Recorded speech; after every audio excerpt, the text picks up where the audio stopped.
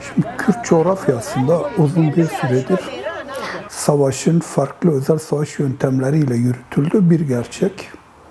Tabi yıllarca Kürt halkına karşı şiddetli temel mücadele biçimi olarak düşünen, öngören Türk devleti ve özel savaş rejimi günümüzde bu savaşı farklı argümanlarla yürütmeye çalışıyor.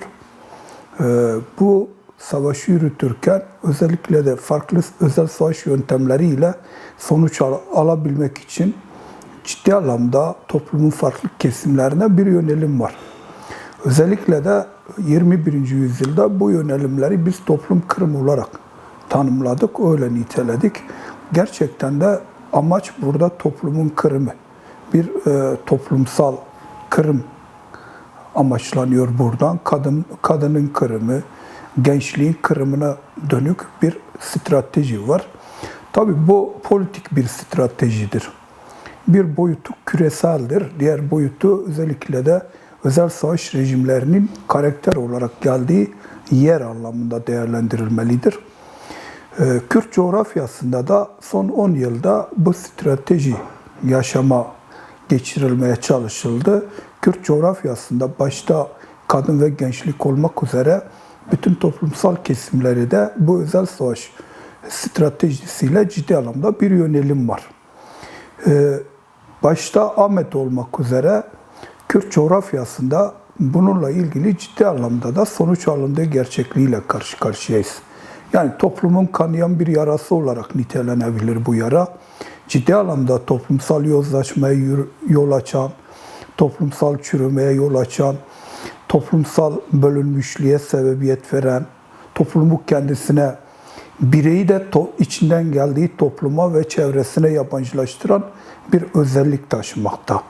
Bununla ne amaçlanmaktadır?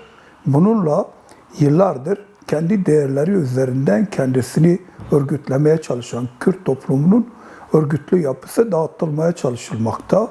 Diğer boyutuyla özellikle de özel savaş stratejisi olarak kontrol edilebilir, bölünmüş, kendisi olamayan, kendi değerlerine yabancılaşmış bir toplum, bir toplumsal gerçeklik inşa edilmeye çalışılmakta. İşte bu gerçekliği görerek, bu gerçekliği yorumlayarak, bu gerçeklik üzerinden belli tartışmalar yürüterek şiar ve uyuşturucu ile mücadele platformunu oluşturduk. Toplumun bu hale gelişi özellikle 2015 sonrası çöktürme planıyla alakalı iken bizim de siyasal ve toplumsal anlamda yarattığımız boşluklarında farklı çevrelerce ciddi anlamda değerlendirildiği gerçeği var. Başta uyuşturucu, fuhuş, kumar gibi kimi argümanların yanı sıra son dönemlerde Ahmet özgürlüğünde ve diğer Kürt kentlerinde de ciddi anlamda bir çeteleşmenin, yeni iktidar odaklarının oluşturulmasına dönük de sistemin girişimleri var. Egemenler biraz bunun üzerinden kendilerini yaşatmaya çalışıyorlar ki gerçek anlamda kendi ideolojilerini, kendi stratejilerini hayata geçirebilmenin yolunun da kendilerini bu anlamda örgütlemekten ve iktidar odaklarının toplumu tamamen kontrol edebilir bir düzeyde örgütlenmesinden geçtiğinin farkındalar. Son olarak böylesi bir çalışmayı başta gençlik, TCA aktivistleri ve DEM Parti ile beraber Lice'de yürüttük. Mahalle çalışmaları yürütüldü buna dair. Halkla ortaklaşılarak halkın sorunları dinlendi. Halkın bu konuya ilişkin tepkileri ve önerileri alındı. Halkın bu konudaki öfkesi, tepkisinin de örgütlenmesi gerektiği gerçekliğinden hareketle en son Lice'de bir yürüyüş gerçekleştirildi. Halk bu konulardan alabildiğine rahatsız. Hatta bir umut olarak Şiar Bey'i gören bir yerde. Çünkü ciddi anlamda bir etkilenme var. Ama bunun yanı sıra bir çaresizlik de var. Bir çözümsüzlük de var. Ve bunun yarattığı bir acı da var. Bu acı tabloyu değiştirmek bizim elimizde. Biz buna dönük çalışmalar yürüttük. Bundan sonra da bu çalışmalarımız devam edecektir. Bu bağlamda Lice'ye ilişkin neler yapılabilir? Aslında çözüm halkın kendisinde. Biz sadece bunun öncüsü olabilecek pozisyondayız. Çünkü biz 15-16 kişilik bir aktivist grubuyuz. Temsilcilikler oluşturma, bu çalışmaları daha organize bir şekilde, daha komplike bir çalışma olarak yürütmeye dönük amacımız var. Bunun en önemli ayağı iş kuşkusuz mahallelerde örgütlenmektir. Mahallelerde öz savunma birimlerinin oluşturulması, meclislerin oluşturulması, yine komün birimlerinin oluşturulması bu çalışmanın özünü taşıyacaktır. Bu nedenle de aslında bir yerde toplumsal anlamda bu konuya, bu kanayan yaraya cevap olma, buna karşı bir savunma, bir duruş göstermenin gerçek anlamda karşılığı da toplum olarak örgütlenmektir.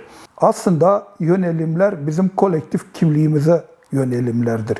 Yönelimler bizim Kürtlüğümüze olan yönelimlerdir. Kolektif kimliğimize, aidiyetimize yönelik bu yönelimlere karşı ancak kolektif bir kimlik oluşturarak, kolektif bir bilinç oluşturarak yanıt olabileceğimizi, toplumsal parçalanmışlığı amaçlayan bu yönelimlere karşı toplumsal birliğin sağlanılarak mücadele edilebileceği gerçeği var. Şimdi aslında Lice'ye ilişkin izleyeceğimiz strateji bütün diğer bölgelerimizi de ilgilendirecek bir stratejidir. Hiç kuşkusuz yürüyüş yaptık, işimiz bitti bağlamında bir tutumumuz yok. Dediğimiz gibi biz gittiğimiz bütün alanlarda temsilcilikler oluşturmaya çalışacağız.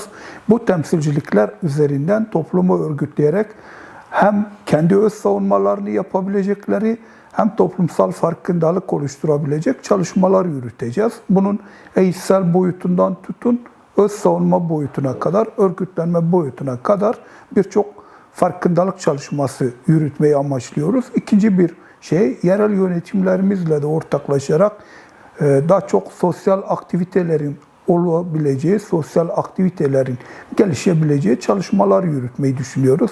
Örneğin bizim geçmişte karar altına aldığımız bir çocuk evleri projemiz var. Büyük olasılıkla yerel yönetimlerle de buna dair görüşmeler yürüterek bu tarz sosyal aktiviteleri olduğu aynı zamanda eğitsel özelliği de olan toplumsal bilinç oluşturabilecek, farkındalık yaratabileceğimiz tesislere ağırlık vereceğiz. Bununla ilgili yerel yönetimlerle de görüşmeler yapıp ortaklaşacağız. Bir diğer çalışmamız